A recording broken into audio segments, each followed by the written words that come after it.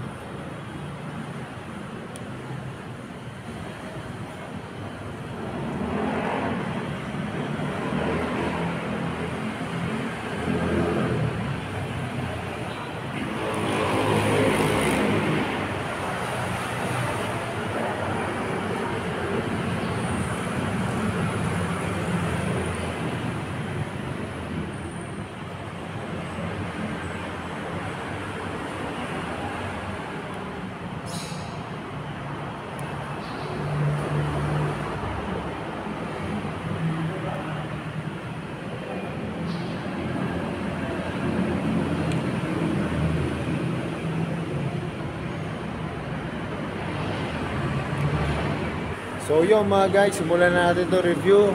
Ano po siya? Rusi Flare 125. Yan mga guys, matte black po siya.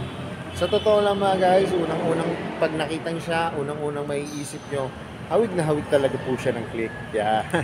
Pero mga guys, itong review ko to, para lang po ito din sa yung mga gusto naghanap din po ng scooter na gusto po yung maganda at elegante po pero kulang po sa budget. Baka ito mga guys, magustuhan nyo to. Tara, simulan natin. Simulan natin sa gulong mga guys. Yan po yung kanyang mags.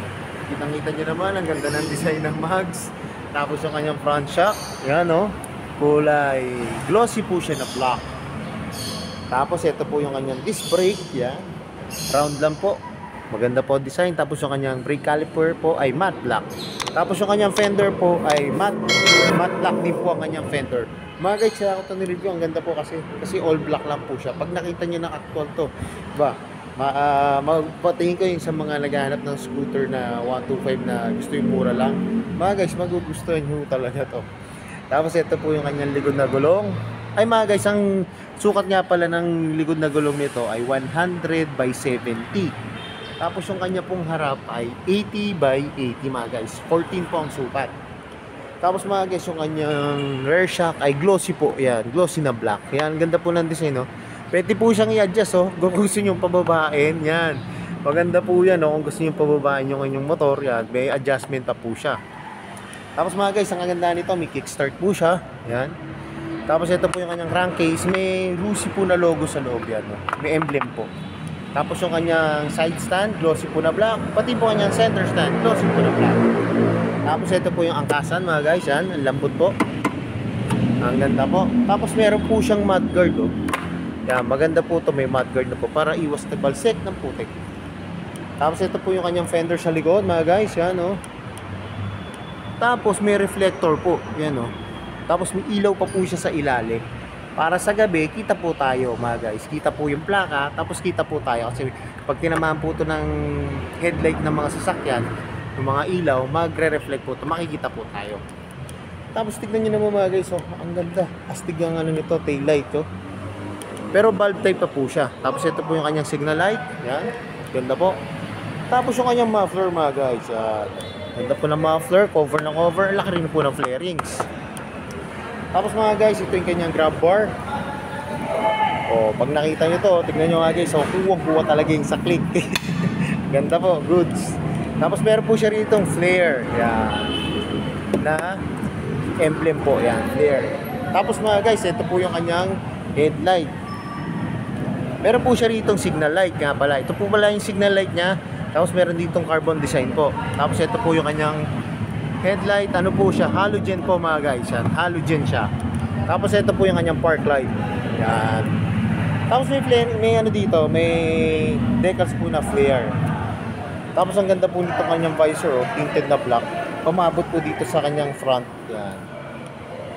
Tapos mga guys, punta tayo sa kanyang manubela. Yan, ang kanyang manubela po. Saktong-sakto, lambot po ng hand grip, pati brake lever. Tapos sa mga function po, high and low, na ilaw, busina, signal light, may choke po siya. Tapos sa kabila po, may idling po siya. Yan mga guys, so, may idling system po. Pwede siyang patayin at on and off po yung engine. Tapos meron po siyang park light. Tapos ito po yung kanyang push start. Tapos yung brake lever po, yan, lambot. Pati yung kanyang throttle, yan o, ang lutong po. Tapos mga guys, so, kita nyo naman o, ang ganda po ng saksakan to. Yung susian niya po, yan o. Di ano na po, di push na rin po yung upuan niya. Pag gusto nyo buksan po yung upuan niya, di po push nyo na lang po. Tapos may shutter lock po siya mga guys.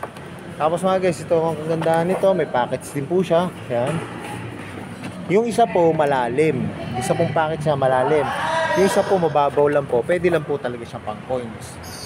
Tapos po mga guys, meron siya rito hook para lagayan natin ng helmet o may pinamili tayo. Tapos mga guys, ito po yung kanyang upuan, no? Lambot, saka malaki po. Yan.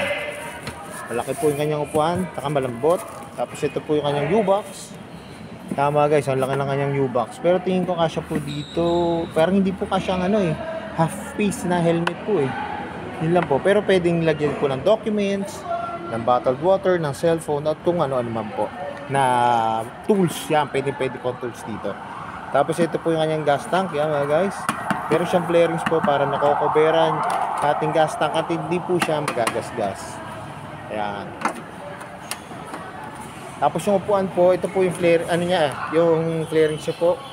Ay, hindi po flarings, ito po pala ay plastic yan. Plastic po yung kanyang nasa ilalim po. Na kulay black. Yan, ganda-ganda.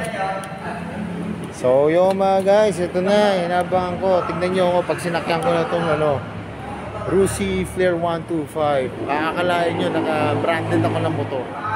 O, yun, tara.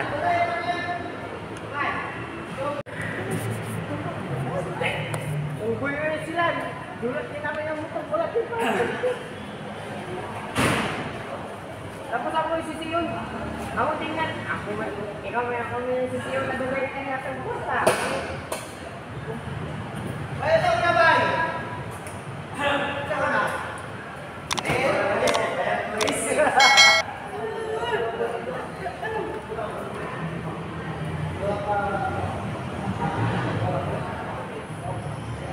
Baik, ini biar keluar baik.